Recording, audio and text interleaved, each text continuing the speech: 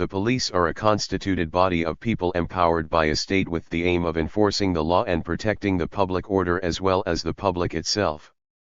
This commonly includes ensuring the safety, health, and possessions of citizens, and to prevent crime and civil disorder. Their lawful powers encompass arrest and the use of force legitimized by the state via the monopoly on violence. The term is most commonly associated with the police forces of a sovereign state that are authorized to exercise the police power of that state within a defined legal or territorial area of responsibility. Police forces are often defined as being separate from the military and other organizations involved in the defense of the state against foreign aggressors. However, gendarmerie are military units charged with civil policing. Police forces are usually public sector services, funded through taxes. Law enforcement is only part of policing activity. Policing has included an array of activities in different situations, but the predominant ones are concerned with the preservation of order. In some societies, in the late 18th and early 19th centuries, these developed within the context of maintaining the class system and the protection of private property. Police forces have become ubiquitous and a necessity in complex modern societies. However, their role can sometimes be controversial, as they may be involved to varying degrees in corruption, brutality, and the enforcement of authoritarian rule. A police force may also be referred to as a police department, police service, constabulary, gendarmerie, crime prevention, protective services, law enforcement agency, civil guard, or civic guard. Members may be referred to as police officers, troopers, sheriffs, constables, rangers, peace officers, or civic/civil guards. Ireland differs from other English-speaking countries by using the Irish language terms Garda, singular, and Gardae, plural, for both the national police force and its members. The word police is the most universal, and similar terms can be seen in many non-English-speaking countries. Numerous slang terms exist for the police. Many slang terms for police officers are decades or centuries old with lost etymologies. One of the oldest, cop, has largely lost its slang connotations and become a common colloquial term used both by the public and police officers to refer to their profession.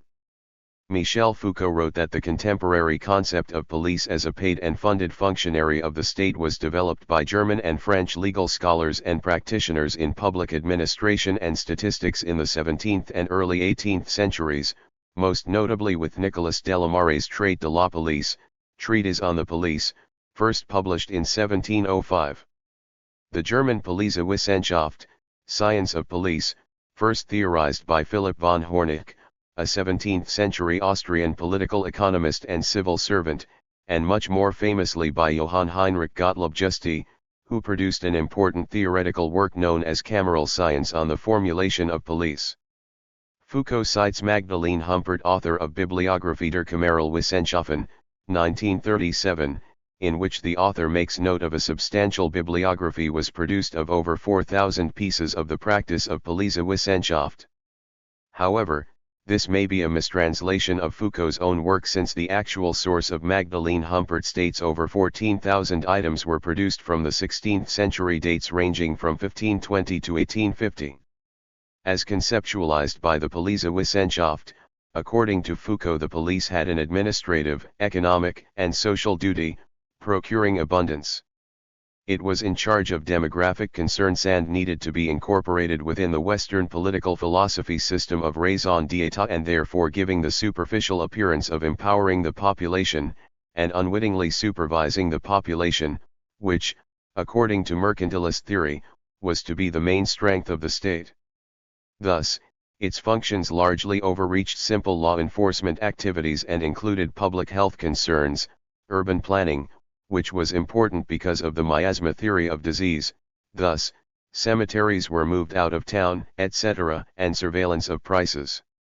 The concept of preventive policing, or policing to deter crime from taking place, gained influence in the late 18th century. Police magistrate John Fielding, head of the Bow Street Runners, argued that, it is much better to prevent even one man from being a rogue than apprehending and bringing 40 to justice. The utilitarian philosopher, Jeremy Bentham, promoted the views of Italian Marquis Cesare Beccaria, and disseminated a translated version of Essay on Crime and Punishment. Bentham espoused the guiding principle of the greatest good for the greatest number. It is better to prevent crimes than to punish them. This is the chief aim of every good system of legislation, which is the art of leading men to the greatest possible happiness or to the least possible misery, according to calculation of all the goods and evils of life. Patrick Calhoun's influential work, A Treatise on the Police of the Metropolis, 1797, was heavily influenced by Benthamite thought. Calhoun's Thames River Police was founded on these principles, and in contrast to the Bow Street runners, acted as a deterrent by their continual presence on the riverfront, in addition to being able to intervene if they spotted a crime in progress. Edwin Chadwick's 1829 article, Preventive Police in the London Review, argued that prevention ought to be the primary concern of a police body, which was not the case in practice. The reason, argued Chadwick, was that a preventive police would act more immediately by placing difficulties in obtaining the objects of temptation. In contrast to a deterrent of punishment, a preventive police force would deter criminality by making crime cost ineffective. Crime doesn't pay. In the second draft of his 1829 Police Act, the object of the new Metropolitan Police was changed by Robert Peel to the principal object, which was the prevention of crime. Later historians would attribute the perception of England's appearance of orderliness and love of public order to the preventive principle entrenched in Peel's police system. Development of modern police forces around the world was contemporary to the formation of the state, later defined by sociologist Max Weber as achieving a monopoly on the legitimate use of physical force and which was primarily exercised by the police and the military. Marxist theory situates the development of the modern state as part of the rise of capitalism, in which the police are one component of the bourgeoisie's repressive apparatus for subjugating the working class. By contrast, the Peelian principles argue that the power of the police is dependent on public approval of their existence, actions, and behavior, a philosophy known as policing by consent. Personnel and organization. Police forces include both preventive, uniformed, police and detectives. Terminology varies from country to country. Police functions include protecting life and property, enforcing criminal law, criminal investigations, regulating traffic, crowd control, public safety duties, civil defense, emergency management, searching for missing persons, lost property, and other duties concerned with public order. Regardless of size, police forces are generally organized as a hierarchy with multiple ranks. The exact structures and the names of rank vary considerably by country. Uniformed. The police who wear uniforms make up the majority of a police service's personnel. Their main duty is to respond to calls for service. When not responding to these calls, they do work aimed at preventing crime, such as patrols. The uniformed police are known by varying names such as preventive police, the uniform branch/division, administrative police, order police, the patrol bureau/division, or patrol. In Australia and the United Kingdom, patrol personnel are also known as general duties officers. Atypically, Brazil's preventive police are known as military police. As stated by the name, uniformed police wear uniforms. They perform functions that require an immediate recognition of an officer's legal authority and a potential need for force. Most commonly this means intervening to stop a crime in progress and securing the scene of a crime that has already happened. Besides dealing with crime, these officers may also manage and monitor traffic, carry out community policing duties, maintain order at public events or carry out searches for missing people. In 2012, the latter accounted for 14% of police time in the United Kingdom. As most of these duties must be available as a 24/7 service, uniformed police are required to do shift work. Police detectives are responsible for investigations and detective work. Detectives may be called investigations police, judiciary/judicial police, or criminal police. In the United Kingdom, they are often referred to by the name of their department, the Criminal Investigation Department. Detectives typically make up roughly 15 to 25% of a police service's personnel. Detectives, in contrast to uniformed police, typically wear business-styled attire in bureaucratic and investigative functions, where a uniformed presence would be either a distraction or intimidating, but a need to establish police authority still exists. Plainclothes officers dress in attire consistent with that worn by the general public for purposes of blending in. In some cases, police are assigned to work undercover, where they conceal their police identity to investigate crimes, such as organized crime or narcotics crime, that are unsolvable by other means. In some cases, this type of policing shares aspects with espionage. The relationship between detective and uniformed branches varies by country. In the United States, there is high variation within the country itself. Many American police departments require detectives to spend some time on temporary assignments in the patrol division. The argument is that rotating officers helps the detectives to better understand the uniformed officers' work, to promote cross-training in a wider variety of skills, and prevent cliques that can contribute to corruption or other unethical behavior. Conversely, some countries regard detective work as being an entirely separate profession, with detectives working in separate agencies and recruited without having to serve in uniform. A common compromise in English-speaking countries is that most detectives are recruited from the uniformed branch, but once qualified they tend to spend the rest of their careers in the detective branch. Another point of variation is whether detectives have extra status. In some forces, such as the New York Police Department and Philadelphia Police Department, a regular detective holds a higher rank than a regular police officer. In others, such as British police and Canadian police, a regular detective has equal status with regular uniformed officers. Officers still have to take exams to move to the detective branch, but the move is regarded as being a specialization, rather than a promotion. Volunteers and auxiliary. Police services often include part-time or volunteer officers, some of whom have other jobs outside policing. These may be paid positions or entirely volunteer. These are known by a variety of names, such as reserves, auxiliary police, or special constables. Other volunteer organizations work with the police and perform some of their duties. Groups in the U.S. including the Retired and Senior Volunteer Program, Community Emergency Response Team, and the Boy Scouts Police Explorers provide training, traffic and crowd control, disaster response, and other policing duties. In the U.S., the Volunteers in Police Service program assists over 200,000 volunteers in almost 2,000 programs. Volunteers may also work on the support staff. Examples of these schemes are Volunteers in Police Service in the U.S., Police Support Volunteers in the UK, and Volunteers in Policing in New South Wales. Specialized preventive and detective groups, or specialist investigation departments, exist within many law enforcement organizations either for dealing with particular types of crime, such as traffic law enforcement, canine/use of police dogs, crash investigation, homicide, or fraud, or for situations requiring specialized skills, such as underwater search, aviation, explosive disposal, bomb squad, and computer crime.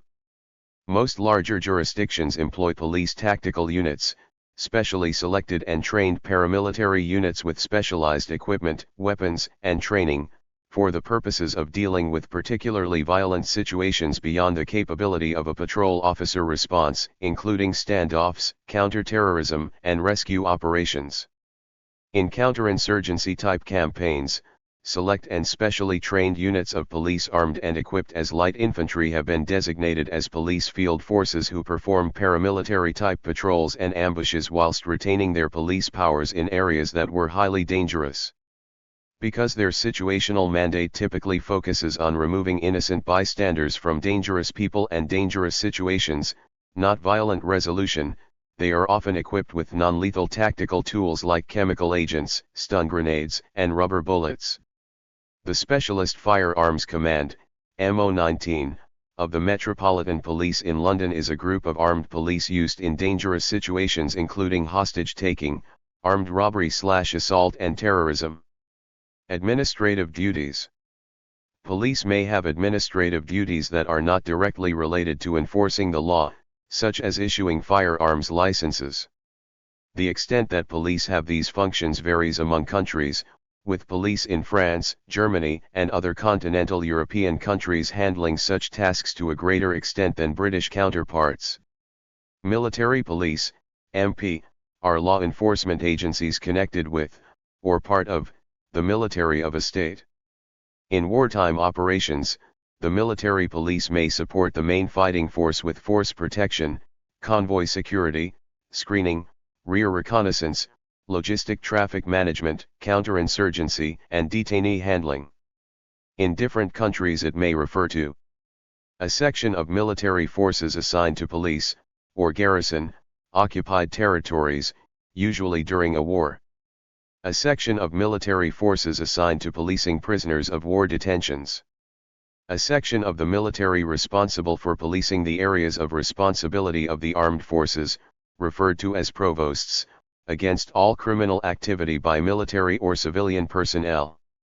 A section of the military responsible for policing in both the armed forces and in the civilian population, most gendarmeries, such as the French gendarmerie, the Italian carabinieri or the Spanish Guardia Civil.